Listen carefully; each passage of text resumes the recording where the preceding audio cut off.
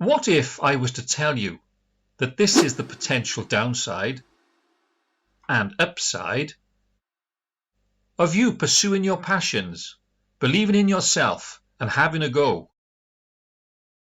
So let's think about the consequences in relation to if you decide to be bold, if you decide to have a go, if you decide to have a little bit of confidence, if you decide to back yourself. What can happen?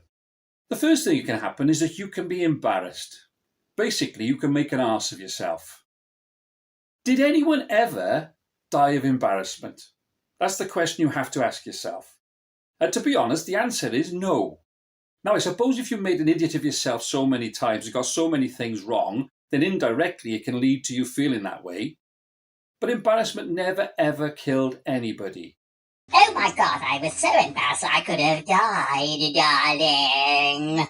It might be something you think of now and again, but like most things in life, time actually heals these things. Time takes these things away and you feel better about it. And this is the biggie as far as embarrassment is concerned. You can actually use that to learn. You can call them mistakes if you want to, but you can still use that to learn. One more thing before we get on to the really good stuff. If you get things wrong, if they don't go as well as you thought they should go, you could end up losing money or something of money's worth. You have to have a plan. When you do these things, you don't go into them headlong. You don't go into them willy-nilly. You don't go into these things in any sort of reckless manner.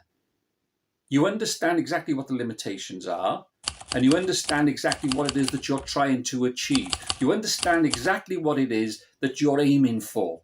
Does that make sense? Yeah. Those are the main two things that could happen. You could lose out financially, or you could sort of become embarrassed, or you could become sort of a little bit sort of, Oh God, I made a fool of myself there, didn't I? nothing horrendous there particularly. As long as you go into these things with your eyes open and you make sure that you've planned these things properly and you just don't go diving in. Now, let's move on to the good stuff. The other side of the scales, the upside of the scales. Yeah! And I'm hoping to convince you that the upside is substantially more than the downside. Oh, yeah. The first one, and this is the most important one to me personally by a long way, it can actually make you feel really good. You can feel as though you've created something. You've brought something into the world that wasn't there before. You've actually achieved something towards you feeling as though you are like a whole person, that you are worthy. And it can increase your self-esteem and your self-confidence no end. It can make you feel better about yourself, the way you go about your business, the way you hold yourself. Secondly, it can be extremely financially viable because people like confidence. They like confident people. You could be in a position where all of a sudden, if you like, the light comes on, like that light bulb moment, right? And in that moment, what happens is the fact that you sort of start to give off a certain, I don't know what I'd call it, like a certain radiance. It's almost like people can feel it, they can smell it coming off you. And in that moment, those people are attracted towards you because people like confident people. People like successful people. And I'm not talking about greedy now. I'm not talking about being avaricious. Is there such a word as avaricious? I think there is. Avarice, anyway. I'm talking about you being in a position whereby you feel more satisfied with yourself. Because it's not selfish to care about yourself. And the reason for that is purely and simply because of the fact you are then more efficient in relation to how you can help other people, if that's what you want to do.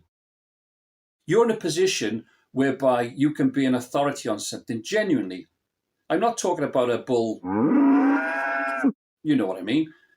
I'm talking about somebody who genuinely has a knowledge that they want to share with the rest of the world to make things better for themselves and make things better for other people.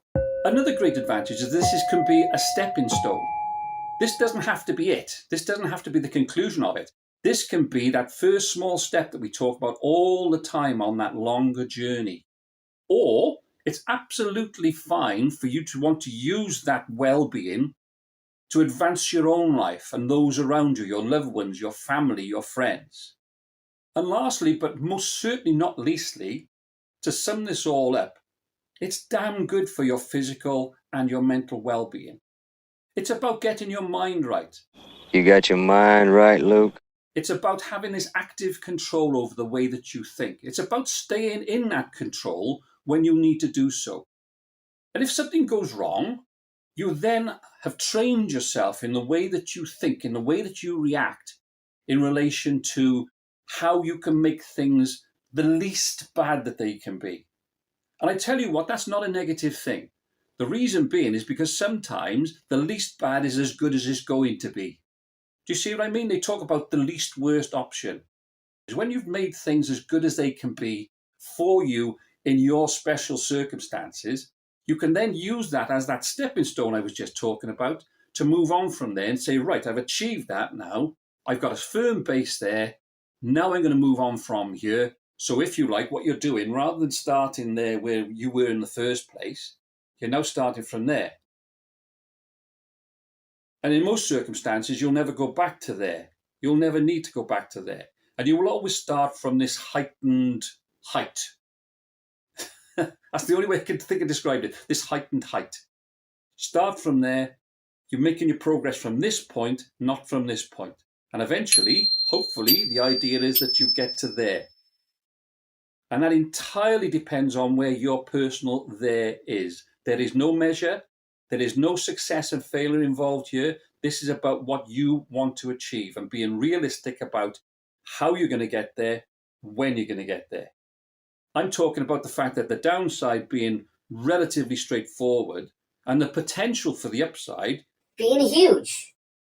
But whenever you want to make some progress, whenever you are putting something in place, keep that image in mind. Literally think of the scales.